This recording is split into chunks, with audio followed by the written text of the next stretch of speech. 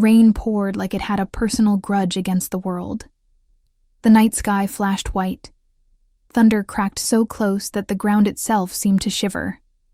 Ethan Vale tightened his grip on the steering wheel of his black sedan as wipers fought a losing battle against the storm. The GPS signal flickered, then died, just like the cell network. He cursed under his breath. The countryside was supposed to be quiet, peaceful, a short drive before tomorrow's investor meeting. Not a nightmare on wheels when the headlights finally revealed a wooden sign that read the Maple Inn. He almost sighed in relief. The small inn looked like something out of an old postcard. White shutters, ivy creeping up the walls, and a porch light flickering against the rain. He parked, grabbed his briefcase, and sprinted through puddles until he reached the front door, dripping from head to toe. Inside, warmth and chaos. A fire crackled in the lobby fireplace. The faint smell of apple pie hung in the air, and behind the counter, a young woman in an oversized sweater was arguing with the computer like it was a person. "Come on, don't freeze on me now," she muttered. Ethan cleared his throat. "Excuse me, do you have a room? Please tell me you have a room." She looked up, startled, strands of damp hair stuck to her cheek. Her eyes were soft brown, the kind that saw too much and laughed anyway. "1 second, I'm just trying to— oh." Her face fell as she glanced at the screen. "You're not going to like this. We're full." "There must be something," Ethan insisted. "Anything. I'll pay double." "Even billionaires can't buy physics," she said, tapping the computer again. "But," she frowned, "there is one room left. Technically." "I'll take it. You might want to hear the technically part first." "I don't care." "Okay," she said slowly, sliding a brass key across the counter. "Room 3. But don't freak out if you find someone already there." He blinked. "What do you mean, someone?" "She booked before you. Lightning knocked out the system, so I couldn't close the listing. She's asleep by now." "Then wake her." "You wake her," she said, grabbing her coffee mug. "I'm off duty." 5 minutes later, Ethan opened the door to room 3, still muttering about terrible service. Warm light from a bedside lamp glowed across a cozy room with wooden beams, a patchwork quilt, and a single bed. One bed. And in that bed, half buried under the blanket, was a woman. "Excuse me," he said sharply. No response. Just the faint rise and fall of breathing. He stepped closer. She wasn't old or cranky like he expected. Her hair was messy, her hoodie had a faded cartoon dinosaur on it, and there was a notebook open beside her pillow. He sighed, pinched the bridge of his nose, and turned to leave. But thunder exploded outside, the lights flickered, and then everything went black. "Great," he muttered. "Perfect," a sleepy voice mumbled from the bed. "If you're here to rob me, at least wait till the storm's over."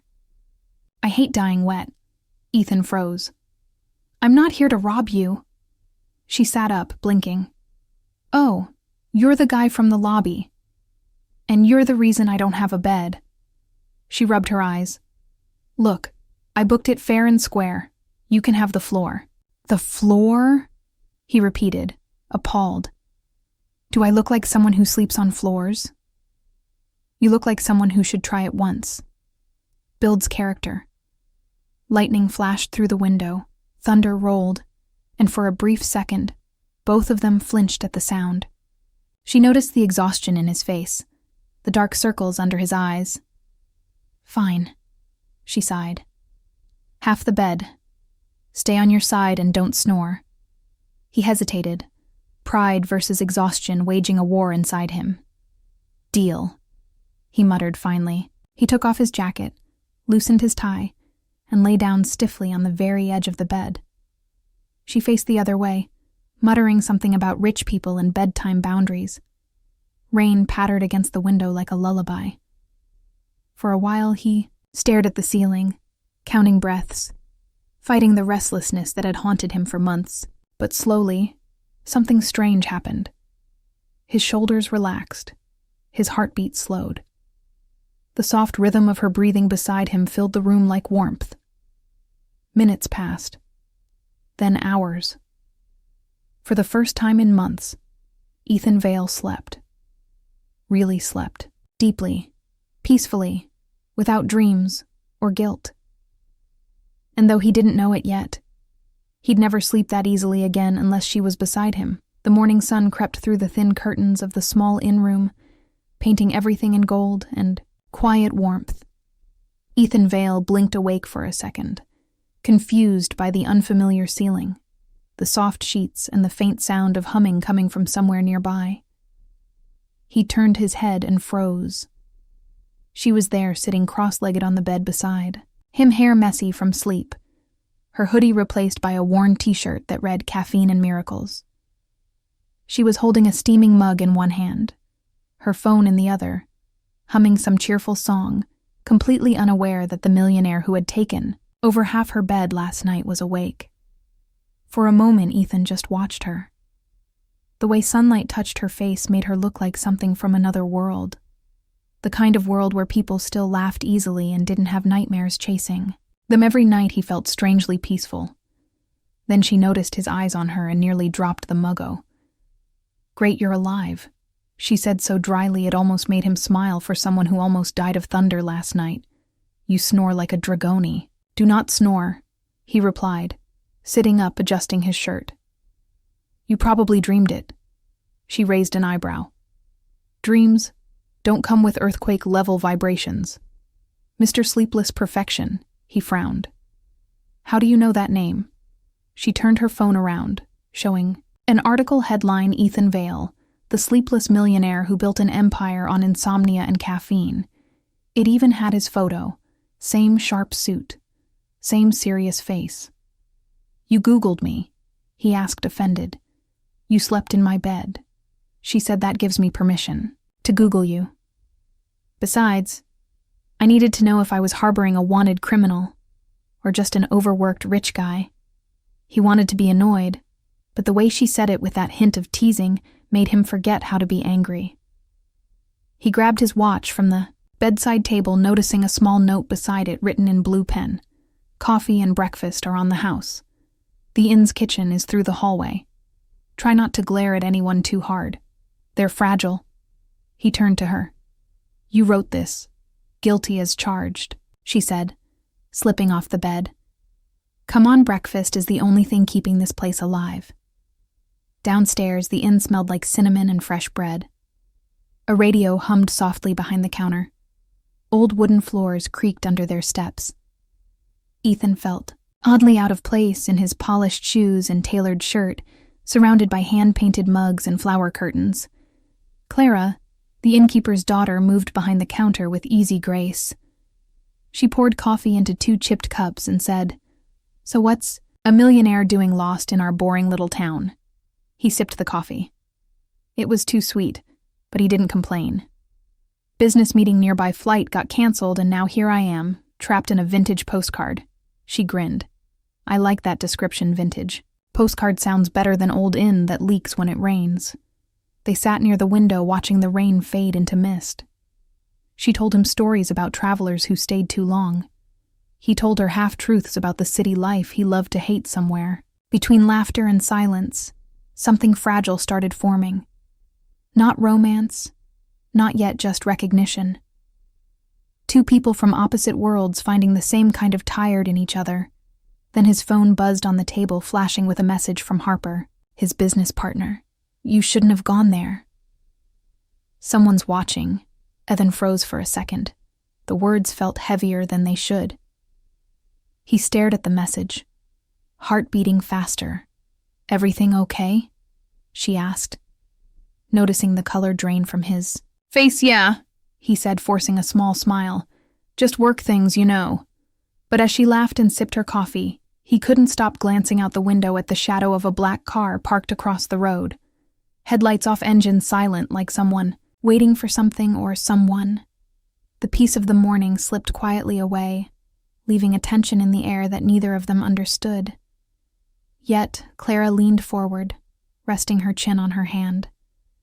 "You look like a man who hasn't slept in years," she said softly. He looked at her and for a strange reason told the truth. "Maybe I finally did last night." Her smile faltered for a heartbeat, as if something inside her recognized that confession. Then she looked down, hiding the faint blush on her cheeks. Neither of them knew it. But the morning that began with coffee and jokes had just opened a door that would change everything behind that calm town. Behind that quiet inn, there were secrets waiting storms darker than the one outside. And Ethan Vale, the sleepless millionaire, had just walked right into the heart of it. The rain had stopped by the time Ethan walked outside the inn, but the air still smelled like thunder and secrets. The small town looked peaceful on the surface. Flowers swaying in window boxes, children riding bikes down muddy streets. But something about it felt too quiet, too carefully ordinary, as if the town itself was holding its breath. He checked his phone again. No signal, only that message from Harper still glowing like a warning.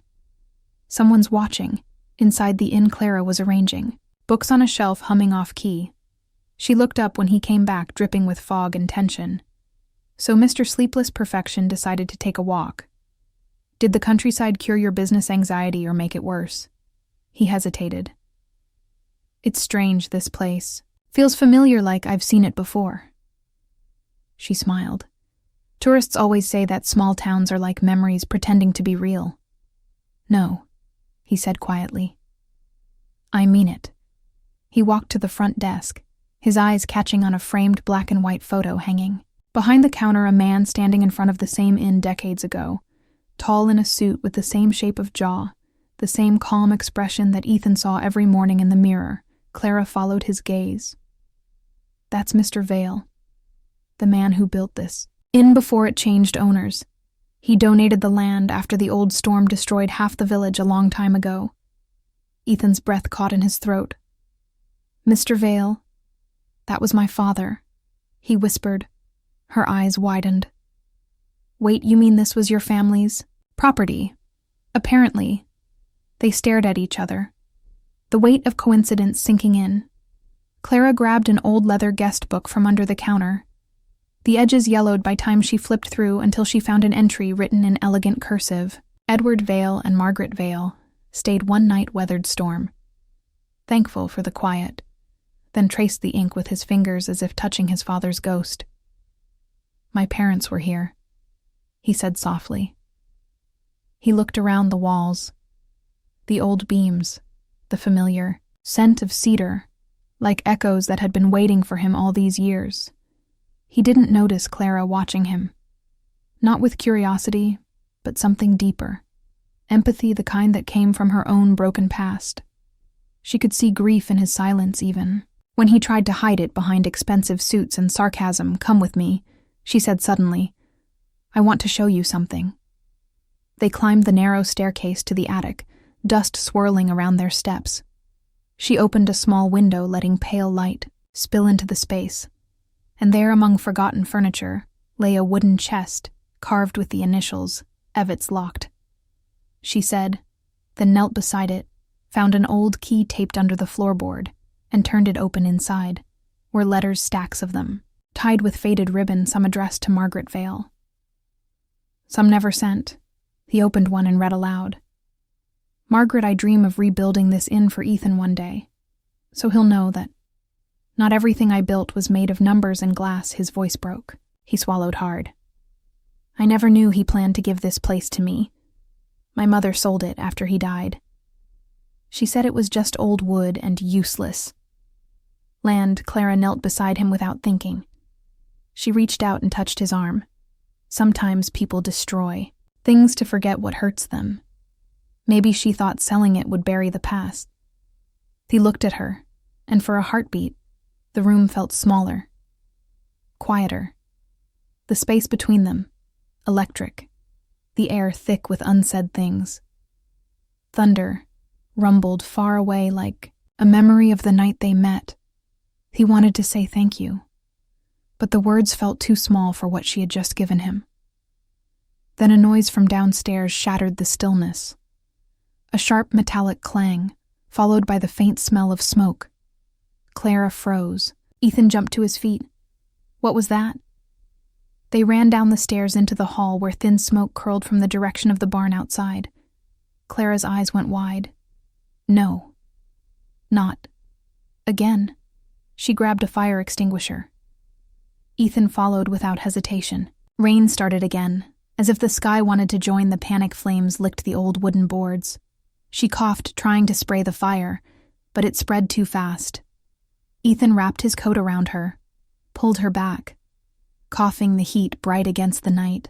Someone screamed from across the street. Call for help. The old barn's burning. Ethan turned his head and saw through the storm a shadow moving away from the flames. Someone tall wearing a dark coat disappearing into the trees. She froze. His pulse quickened. Clara, what is it? She shouted over the noise. Nothing, he lied. Even though every instinct told him it was something, the fire trucks arrived minutes later, drowning the night in flashing lights and confusion. When it was over, the barn was gone. The air, heavy with smoke and rain. Clara stood silent, tears shining in her eyes. That was my father's paintings. They were stored there. Ethan put a hand on her shoulder. I'm sorry, we'll find a way to fix it. She nodded, but her voice trembled. This town's been peaceful for years. Nothing bad ever happens here until you showed up. He looked at the glowing ruins, thinking about the man in the shadows and the warning message from Harper. Maybe she was right. Maybe his arrival had woken something dangerous. That had been waiting too long to burn again, the night after the fire. The air in the small town carried the heavy smell of wet ashes and secrets. The barn was gone, the walls blackened and the paintings destroyed. Ethan stayed outside long after. Everyone went to sleep, watching the smoke rise against the silver moon. Clara stood near the ruins, her arms wrapped around herself like she was holding her own pieces together. It wasn't an accident, she said quietly, her voice shaking. I unplugged everything before closing that door. Someone did this. Ethan looked at the ground, rain dripping from his hair. His phone still burned in his pocket from that earlier warning message. Someone's watching. He hadn't told her not yet, because something about that truth felt like gasoline near fire. He walked closer without thinking. You shouldn't be out here. You need rest. She turned her face streaked with rain or maybe tears. Rest doesn't fix everything, Mr. Vale. My father's work is gone and now there's nothing left of him. There was something in her eyes that made his chest tighten. He wanted to tell her that he understood loss, that he carried it every night when sleep refused to come. But he said nothing. Instead, he just stood beside her, silent until the wind swallowed their words. Morning came with a false sense of calm. Reporters showed up. Curious townsfolk lingered and police called it an electrical fault. But Ethan saw the melted wires and the cut insulation. He knew someone had done it on purpose. He went to his car to call Harper. No answer. His texts unread. His instincts started to scream. The world he had built on control was slipping away again. And somehow this quiet girl with paint under her nails was at the center of it inside the inn. Clara sat by the window, her coffee untouched, when Ethan entered. She didn't look up. She just said, It's strange. I dreamed of fire last week. The same way it happened last night. The same sound. The same color of light. She looked up, her eyes trembling. Maybe it's a warning. He sat across from her, studying her face. Every word she said carried weight, as if the universe itself whispered through her imagination. I don't believe in warnings, he said. I believe in choices, and someone made a choice to hurt you last night. You think someone wanted to destroy the inn? She asked softly. No, he said. They wanted to destroy what connects you to it before she could ask what that meant. A local officer entered holding an envelope. Found this near the barn addressed to Ethan Vale. The handwriting was sharp controlled. He opened it slowly. Inside was a single sheet of paper with 4 words written in ink. Go home before history repeats. The air went cold. Clara stared at the note. Who would send you that? He folded it carefully, slipping it into his jacket pocket. Someone who knows my past. Someone who doesn't want me here, he said. But he didn't tell her that his father had received the same kind of notes years before the car crash that killed him and Ethan's fiancée. The handwriting was identical that night. The power flickered again, thunder in the distance like a memory replaying itself. Clara knocked on his door, breathless. The lights are out again and the generator won't start, she said, fear creeping into her voice. He grabbed a flashlight and followed her downstairs. The hall smelled faintly of smoke, though there was no fire this time. In the dark hallway, shadows stretched along the walls like something alive. They reached the basement door. It was open just a crack. Clara whispered, I swear I locked it earlier. Ethan stepped forward, pushing the door wider. The flashlight beam caught a glint of metal. A small object on the floor, an old pocket watch, engraved with the initials E.V., his father's watch, the one that was supposed to have been buried with him. Clara's voice trembled. Ethan. What is that? He picked it up, his pulse racing. Whoever was playing this game wasn't random. They knew him. They knew everything about him. He closed the watch, the ticking sound louder than his heartbeat. Someone wants us to remember the past, Clara, but they're not done yet. For the first time, she saw fear in his eyes. Real fear.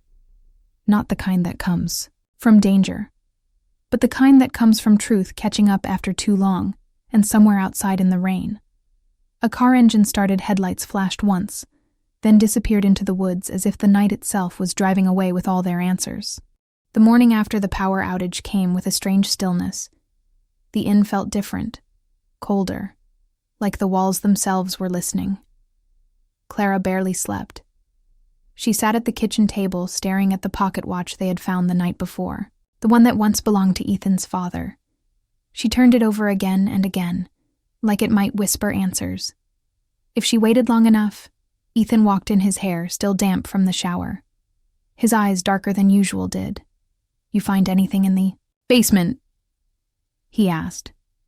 She shook her head. Only dust and memories.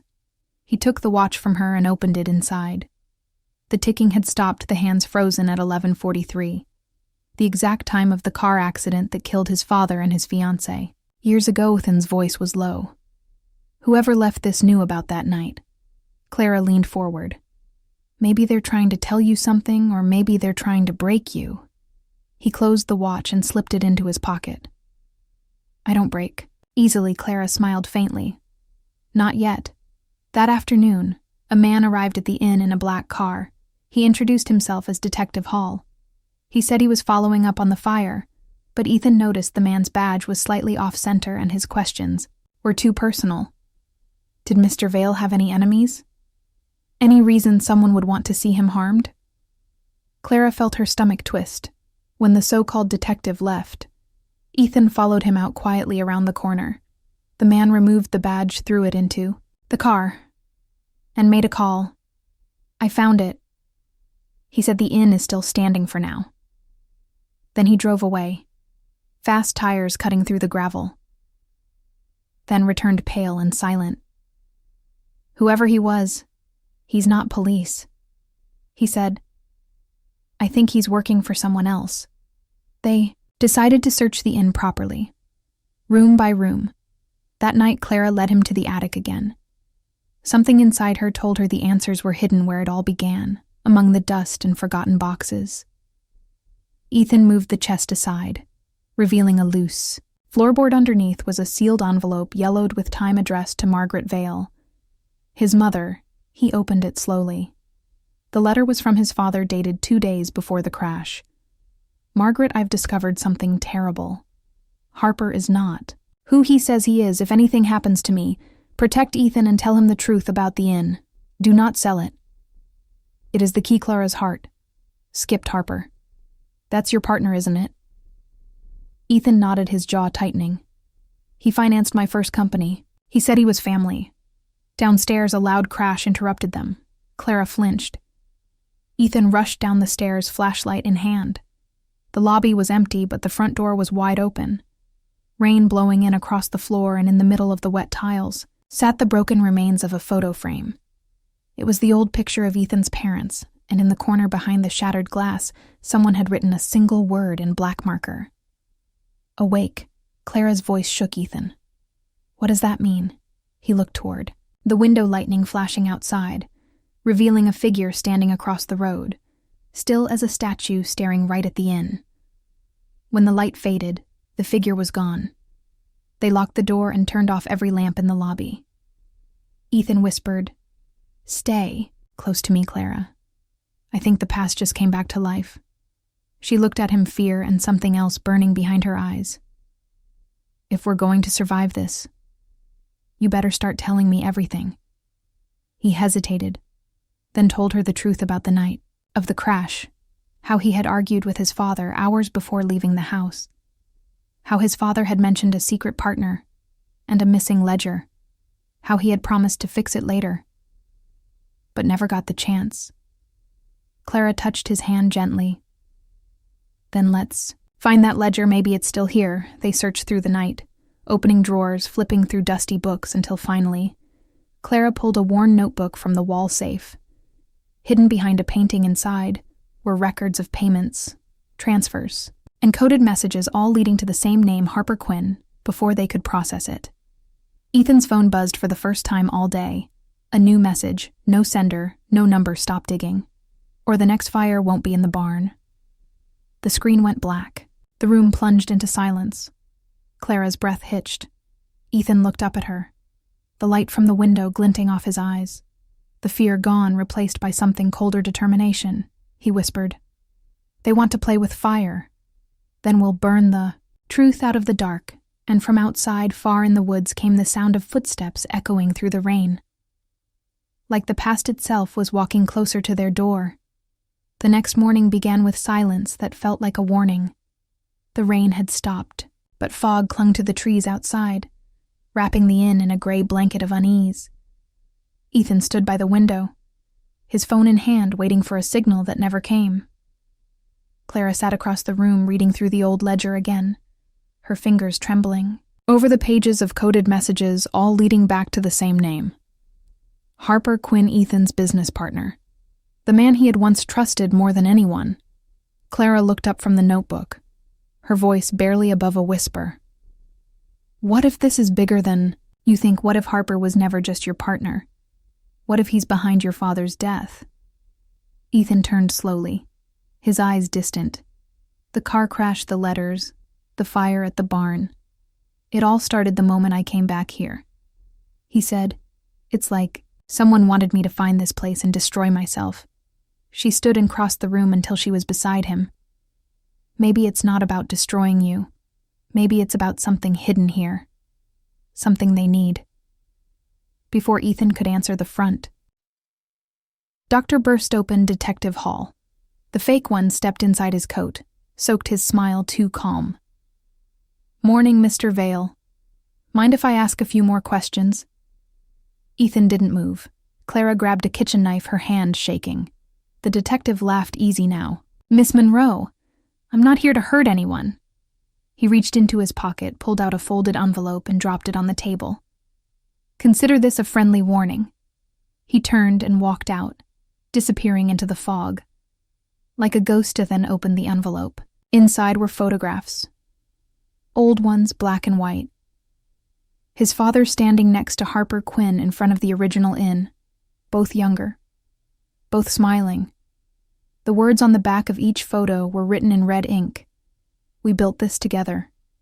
We buried it together." Clara felt a chill climb her spine. What does it mean? Ethan didn't answer.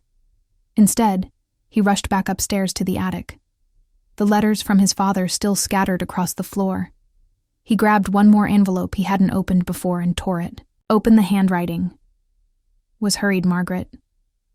"If the inn ever reopens, Tell Ethan to look beneath the roots of the old maple tree. Outside thunder rumbled again, though the sky was clear. They ran through the wet grass behind the inn until they reached the enormous maple tree, its branches twisting like arms reaching for the past. Ethan started digging with his bare hands, mud and roots, tearing under his fingers until the sound of metal echoed from the ground. He uncovered a small rusted box locked tight. He broke it open. Inside was a flash drive sealed in plastic and a note. "The truth will sleep until you wake it," Clara whispered. "Ethan, this is proof. Whatever's on that drive could expose Harper. Maybe even explain your father's death." They hurried back inside. Ethan plugged the drive into his laptop. The screen flickered. Files loaded, lines of numbers, transactions, documents labeled Vale Industries, confidential, and at the very bottom a video file dated the night of the crash. He clicked. Play static filled the screen. Then came a man's voice. His father, Ethan. "If you're watching this, something has gone wrong. Harper is planning to take everything I built. He believes the inn hides more than history. He's right. It hides evidence of his crimes. I've sent copies to the vault in New York, but if I don't make it out, you must protect this place. Protect her." The video cut off. The sound of screeching tires echoed through the speakers. Then silence. Clara gasped. "Protect who?" Ethan looked at her, his heart pounding. "My mother. Or maybe someone else." Before they could say another word, the laptop shut down. The lights flickered again. From the hallway came the soft creak of footsteps, then grabbed the flashlight and whispered, "Stay." Behind me, the steps grew louder, closer until a shadow appeared at the edge of the doorway. Tall, still, and familiar. Harper Quinn stood there, rain dripping from his coat, his eyes cold as stone. "Hello." "Ethan," he said softly. "It's been a long time. I warned you to stop digging." Ethan's jaw tightened. "I know what you did, Harper. The car. The fire.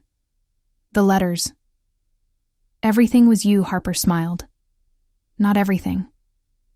Some ghosts dig themselves out, and now you've woken them all."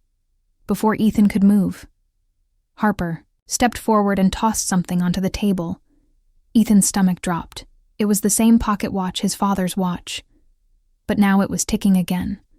Loud, steady, every second, echoing like a countdown. Harper turned and walked toward the door. "See you soon." Ethan, try not to let the inn burn again. The door slammed shut, leaving only the sound of the watch ticking faster and faster. Clara grabbed his arm. "Ethan, what does it mean?" He stared at the watch as the second hand spun in circles. "Too fast to follow. It means he's not done. And whatever he buried here isn't over." Outside, lightning cracked again, but this time there was no rain. Only the distant echo of a car engine fading into the forest. And for the first time, Ethan realized they were running out of time. The ticking of the pocket watch echoed through the empty halls of the inn, each second louder than the last. Clara couldn't take her eyes off it. It was spinning like time itself had gone mad. Ethan grabbed the watch and threw it into a drawer, slamming it shut. The sound stopped, but the silence that followed felt worse. "Harper was here," she whispered. "Why would he come just to leave?" That Ethan looked out the window, fog covering the road like a white sea. "Because he wants us to panic," he said. "He wants us to run, but I'm not running anymore." She crossed her arms. "You're saying that? Like it's easy to fight a man who might have killed your father and burned my family's history down." Ethan turned to face her, his voice steady.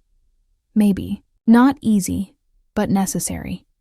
He looked at her, and for the first time there was no distance between the billionaire and the small-town girl.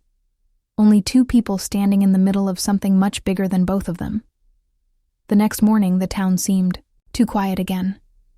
The inn's phone line was dead, and the internet router had been unplugged. Clara noticed muddy footprints near the back door, prints too large to be theirs. She felt a shiver crawl up her spine. Ethan was already packing a small bag, laptops, files, the flash drive he'd found under the tree. "Where are we going?" she asked. He zipped the bag without looking at her. "To my mother's estate. She's the only one who might know why Harper wanted this place." The drive was long through, Winding hills and gray skies. Clara sat in silence, watching the world blur past when they finally reached the mansion. It stood like a ghost from another life. Tall stone walls, overgrown ivy, and windows dark like closed eyes. Margaret Vale opened. The door before Ethan could knock. She looked older than he remembered, her face pale, but her eyes sharp. "Ethan," she said, her voice cold. "I told you never to come back here. You should have told me the truth." He said, walking past her, the inn my father's. Letters. The flash drive. She froze, her gaze darting to Clara and then back to him. "You found the drive, didn't you?" "Ethan." "Yes, and it shows everything. Harper stole from him and something else. Something you kept from me." His mother's expression hardened. "I was trying to protect you, Ethan, the night of the accident. Your father wasn't alone in that." Clara stepped forward. "What do you mean?" Margaret hesitated, then whispered. There was a second passenger, a woman named Lucille Monroe. Clara's breath caught. Her last name matched her own. Ethan turned slowly, staring at her. "No, that can't be." Margaret nodded. "She was the daughter of the man who worked at the inn. Your father was helping her escape after Harper threatened her family. She died in the crash with him." Clara stumbled back. "Lucille Monroe was my aunt. My father's sister. I grew up hearing she left the country." Everything spun for a moment. The fire, the letters, the pocket watch. All the pieces connecting into something more dangerous than they could imagine.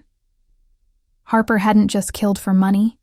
He had killed to hide the truth, then clenched his fists. If Lucille was in that car, then Harper's crimes go deeper than theft.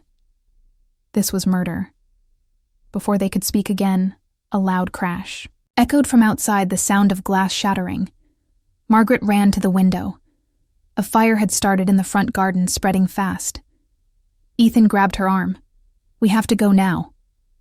They ran through the hallway, smoke already seeping under the doors. Clara coughed, struggling to see. Ethan pulled her toward the back exit, but a shadow blocked their path.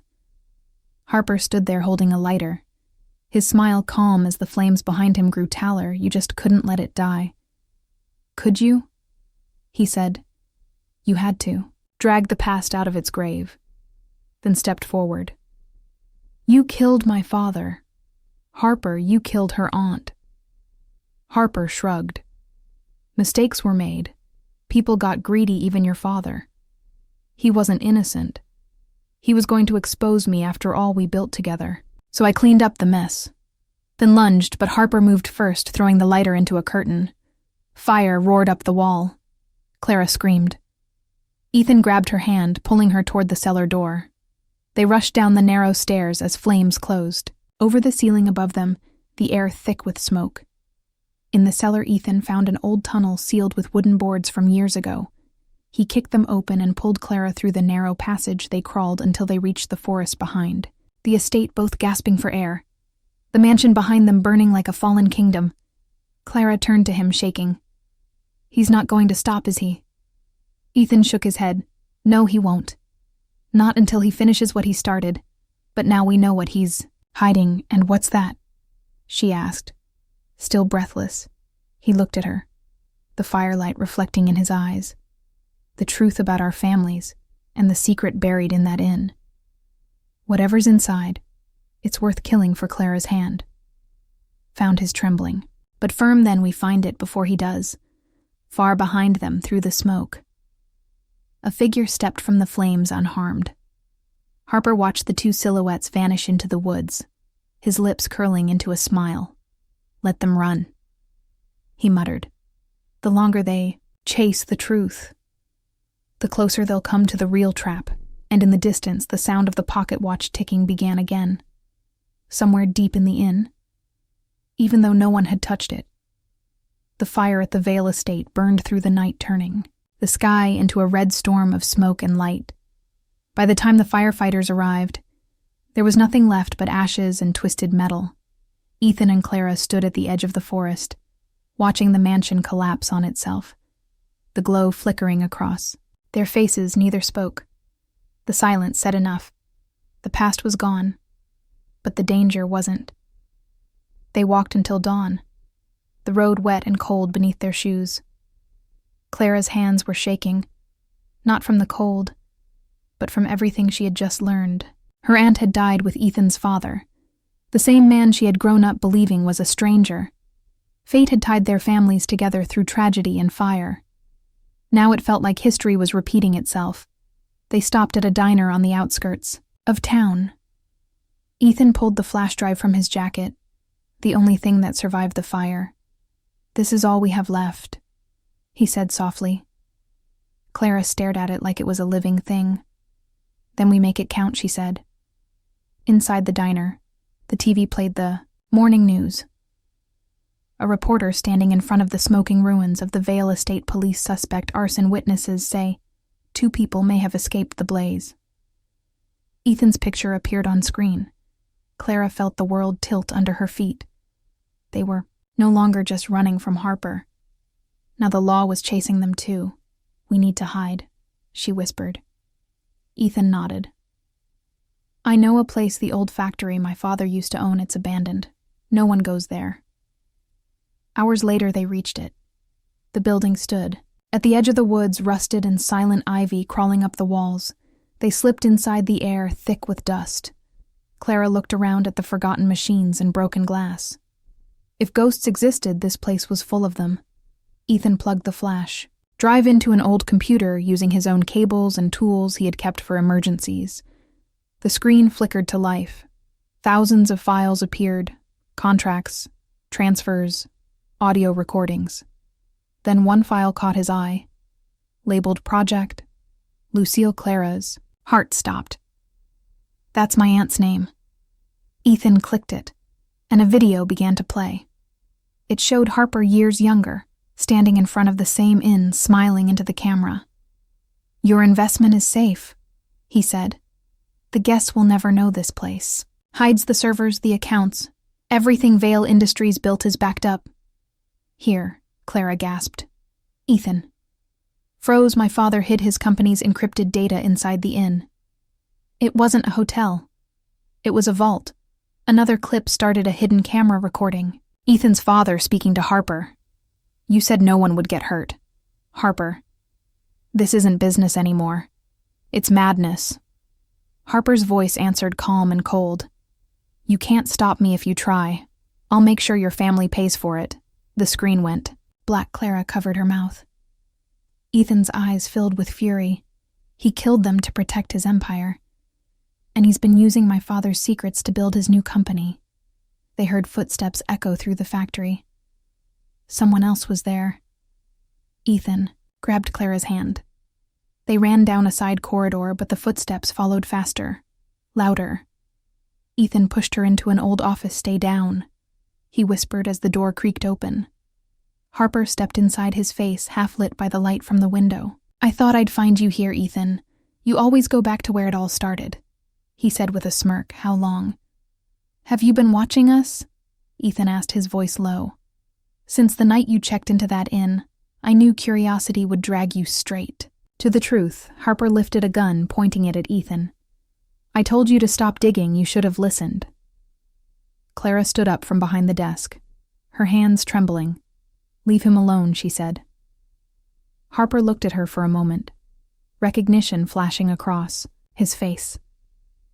"You look just like Lucille," he said almost softly, and then used that second of distraction and lunged. They fought. The gun clattered across the floor. Shots echoed, dust falling from the ceiling. Clara screamed. Ethan pinned Harper against the wall, the gun between them, both struggling for control. The sound of a single shot broke the air. Clara froze. Harper fell to the ground, clutching his shoulder, blood spreading across his coat. Ethan dropped the gun, breathing hard, but Harper only laughed. "You think it ends with me?" he said. "You have no idea what you've unlocked. The inn isn't just a vault. It's the key to everything your father built and destroyed." Before Ethan could answer, Harper pressed something into his hand, a small metallic device shaped like a key with the same initials Eve engraved on it. Then he collapsed unconscious. Clara knelt beside Ethan. "What is that?" He looked at the device, the metal warm against his skin. I think it's what he was protecting all along. Outside, sirens began to echo in the distance. The police were coming. They had minutes, maybe less. Ethan looked at Clara and said, "If we want answers, we go back to where it all began." The inn as they ran through the woods toward the rising sun, the sound of sirens fading behind them. Clara looked back one last time. The factory burning just like the mansion, the fire swallowing another piece of the truth. She whispered to herself, "Whatever's hidden in that inn, it better be worth every flame." Ethan squeezed her hand without slowing down. "It will be," he said, "because the next fire we start won't destroy it. It'll expose everything." Night had already fallen. When Ethan and Clara reached the edge of the town, the Maple Inn stood ahead of them, quiet, dark. Its windows black like blind eyes. The same place where it all began. The same place that seemed to breathe with secrets of its own. The wind was colder now. The trees whispered like they knew what was coming. Ethan held the metal key in his palm, the small device Harper had given him. It pulsed faintly with a red light, as if alive. Clara shivered. What if this is a trap? Ethan, what if Harper wanted us to come back here? He looked at her eyes steady. Maybe it is, but if we don't open, whatever he started will never be free of it. She nodded quietly, her heart pounding. Inside the inn, the air was still, the smell of smoke from the old fire still clinging to the wood. Ethan turned on his flashlight. Dust floated through the beam, like ghosts. The inn seemed smaller than he remembered. Every shadow felt like a memory waiting to wake up. Clara followed close behind, whispering. The ticking sound. His back. Ethan stopped. He heard it too faint. Steady, coming from the floorboards near the old guestbook counter. They pulled the rug aside, revealing a hidden hatch secured with a metal lock, the same initials carved into it. As Ethan inserted the key, it clicked once. Then twice the hatch opened, revealing a narrow staircase leading into darkness. The air below smelled of earth and metal. They climbed down into what looked like a forgotten basement, lined with stone walls and old machinery wires snaking across the floor.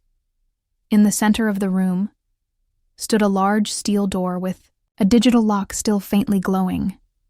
Despite the years, Ethan connected the key to the port on the door. The light turned green. The machine hummed, and the door slid open with a hiss. Behind it was a chamber filled with computers, old servers humming. Quietly untouched by time, Clara's eyes widened. "It's a data vault," she whispered.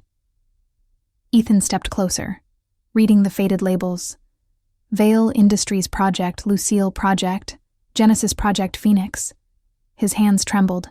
His father had hidden everything. Here his inventions, his research, his company's stolen fortune. Before he could speak, a voice echoed from behind them, calm and familiar. "I see you found it, Ethan." They turned. Harper stood in the doorway, a gun in his hand, his shoulder bandaged, his smile cold. "You did the hard work, now give me the drive." "You're insane," Ethan said. "You destroyed everything, you killed my father." Harper stepped forward. "No, I finished what he started. He wanted power without consequences. I just took what he was too." Weak to use, Clara moved slightly to the side, pretending to stumble, but her hand brushed the control panel on the wall. Lights flickered. Screens lit up. Video files flashed on the monitors showing recordings of Harper's confessions. His meetings. His crimes? Everything he had tried to erase.